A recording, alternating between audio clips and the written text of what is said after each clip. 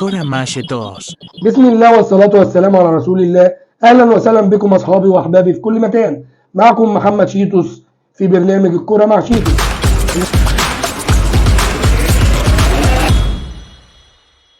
النهاردة إن شاء الله هنتكلم عن موضوع زيزو.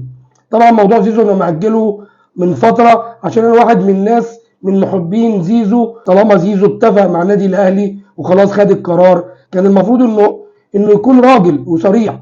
لازم تبقى راجل وصريح عشان نادي الزمالك هو اللي عملك، هو اللي اداك المال واداك الشهره واداك كل حاجه، ودلوقتي بقيت في المنتخب بسبب نادي الزمالك. انت يا زيزو ما كانش حد يعرفك اصلا، يعني انت جاي، انت كنت دكه في نادي الزمالك وفجاه يتواجد زيزو في السفاره الامريكيه.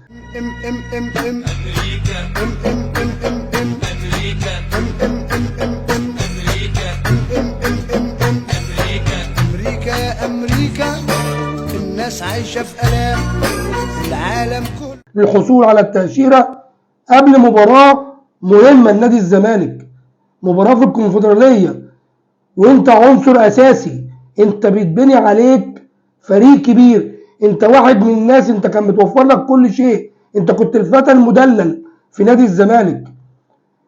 كل الجمهور كله كان بيحبك، الجمهور كله كان بينادي باسمك، الجمهور كله كان بيساندك.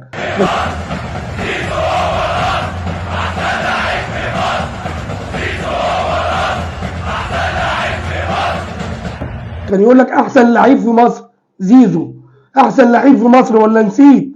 رحت للخصم اللي هو كان دايما بيقول لك انت بالونه. بس انتوا عاملين منه بالونه. زيزو بالنسبه لنا بالونه، زيزو بالونه، بيضايقك وهتكتب في الكومنتات على الانستجرام واكلاك حرقك بالونه.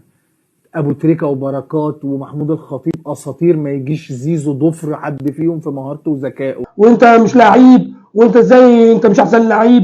ازاي احسن لعيب في مصر؟ احنا اللي عملناك يا زيزو، وزي ما عملناك هنعمل اللي احسن منك، وهنعمل اي حد يجي نادي الزمالك تمام للشهرة على طول. لان ايه؟ ان نادي الزمالك مصنع الابطال.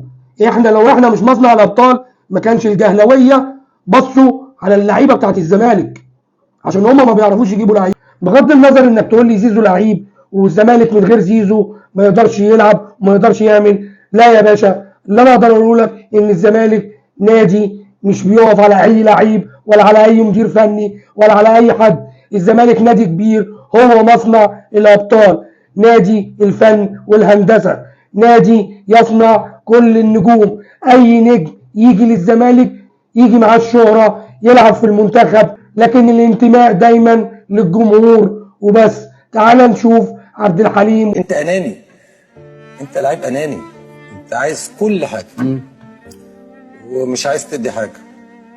ايه انا اقعد 6 7 شهور عشان اجدد مع لعيب انا مش فاهم يعني. ايه لعيب؟ ايه اللي بنسمعه ده؟ هو النادي اساسا اللي عملك من الاخر، وانت مستفيد برضه. النادي اللي عملك من الاخر كده، والجماهير الزمالك اللي عملتك وعملتنا كلنا، واحنا خدنا من الزمالك ومن جماهيره كل حاجه. ما حدش كان يعرفنا ولا حد كان يعرفهم على فكره، عشان عندك علم. انت مش شايف الجماهير؟ انت مش شايف ولا ما بتسمعش؟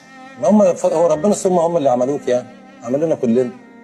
ده انا امبارح خلي في دم شويه، اذا ما اتولدش الانتماء يطلع بره النادي. لازم تكون في قرارات قويه يا صبري، يمشي 100 لعيب ويجي 100 لعيب. تاريخ الزمالك اتعمل كده. انا مفيش لعيب يجي قدام، مفيش حد اكبر من نادي الزمالك ولا اكبر من نادي الزمالك. عملت لي ايه؟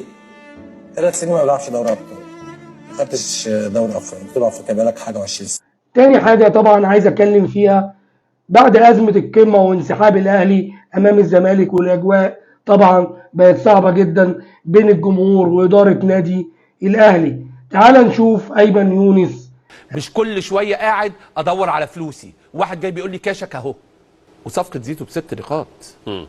صفقه زيزو هدت الاجواء في الاهلي، هدت ال6 نقاط اللي طاروا من الاهلي. هم 6 ولا 3 ايا كان القرار، ايا كانت الفكره ان زيزو كان ليه الحق يرجع ما يرجعش. بس بعد موقف ماتش الاهلي والزمالك، الاهلي لا، زيزو اصبح بالنسبه له يغير المشكله الكبيره اللي حصلت جوه النادي الاهلي، ويتحط ان زيزو بيتجهزوا لكاس العالم للانديه بفريق قوي يقدر ينافس ويكون له وجود والكلام ده كله، وياخدوا افكار. مجلس اداره كل واحد بيفكر للصالح بتاعه ايه. لكن انا ماليش دعوه دايما بالمنافس، لان انا اتعلمت واتربيت وعشت حياتي كلها ان انا ابص على نفسي، وانا اللي احاول انجح، وانا اللي احاول اوصل لنجاحاتي. بس حظنا وحش كزملكاويه. نادي الزمالك دايما مشاكله الماليه، مشاكله تطغى على كل حاجه، لكن الانتماء دايما للجمهور وبس. تعال نشوف رضا عبد العال قال ايه. اصل على كلامك يبقى امام عاشور ما فاتش الاهلي. كل ده كدنسه بما فيهم زيزو. اسمع الكلام ده بس عشان ان انا اكسر الجماهير فتره، عشان ان انا ابدا اوقف فرقتي تاني على رجليها. اقول لك على حاجه بقى. ايه ده؟ انت انسحبت ليه من الماتش الاخير؟ انا مالي؟ انا ما انسحبتش. لا كنادي، انا بكلم النادي الاهلي. انسحبت ليه؟ واخد بالك؟ ايه مثلا الحجه اللي هي القويه؟ ايه الحجه القويه ان انت تنسحب؟ هل ان انت مثلا طلبت حكام اجانب رسمي مع ان ساعتها القرار طالع يوم 6 والماتش 5؟ كنت انت المفروض تحتاج يوم كام؟ 6 و7 و8 و9 و10، صح؟ انت جيت يوم المباراه. انت خايف من ايه ده؟ تاني حاجه حابب اتكلم فيها واقولها للمغيب. هو انت فاكر يا عم المغيب لما تيجي تماطل مع الاداره نادي الزمالك، هو انت فاكر ان جمهور الزمالك كده هيشتريك؟ احنا ما بنشتريش واحد خاين وبايع زيك. عايز ايه تاني؟ ايه اللي كان ناقصك وما حصلكش؟ شهره واخدت فلوس واخدت عربيات واخدت منتخب مصر ورحت.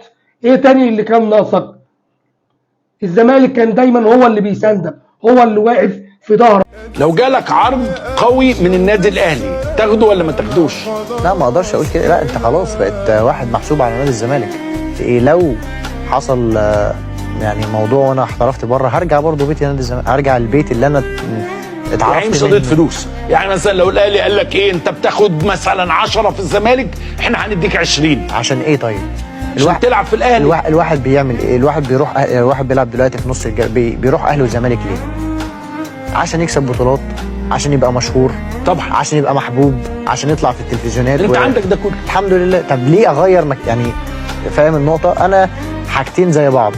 نادي بيكسب، نادي كبير، والتاني نادي كبير بيكسب بطولات وبيكسب بطولات، واخد شهره، ده بياخد شهره وده بياخد شهره. يعني انا لعبت في اوروبا 5 6 سنين او 7 سنين، عمري ما حسيت ان انا لعيب كوره جامد، او لعيب كوره بمعنى لعيب كوره، غير لما جيت الزمالك. جمهوره مختلف. الجمهور نادي الزمالك انا قلته قبل كده في حاجات قبل كده، وعمري ما انكرت ان نادي الزمالك هو اللي صنع شعبيه وخلى اسم زيزو عالي، يعني عشان لان انا مدين بالفضل الكبير لنادي الزمالك وجمهوره. انا بحبهم جدا، وهم عارفين انا متعلق بيهم ازاي، وعارف هم متعلقين بيا ازاي. نادي الزمالك انا عشت فيه، مع ان الظروف جوه نادي الزمالك هي مش احسن حاجه، لكن انا بجد عشت معاه احسن 5 سنين في حياتي يعني. يرحل من يرحل ويبقى الزمالك اكبر قلعه رياضيه في مصر. وتعالى نشوف اخر فيديو.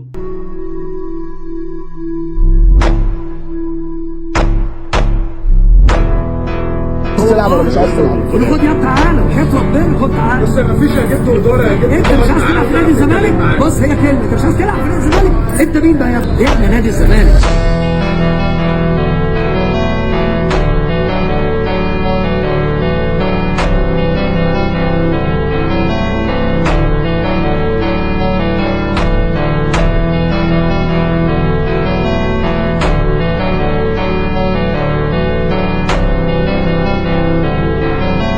في 60 داهيه تاخدك وتاخد اللي جاي. طب فكر يعني ان انت هتروح الاهلي هتلوي دراعنا ولا مية زيك وفي داهيه اي مش عاجبه نادي الزمالك ولا عارف يمضي نادي الزمالك؟ يا خاين يا واطي. شكرا لكم اصحابي واحبابي، يا رب تكونوا استمتعتوا معانا. ما تنسوش تعملوا لايك وشير عشان خاطر يطلع لكم كل جديد. قلبي الزمالك جوه قلبي، بقولها ومش بخبي، هو ده الحب اللي انا اتربيت عليه. انسوا اني ابعد عنه، انسوا لو تشوفوا لو تحسوا الزمالك غالي عندي قد ايه.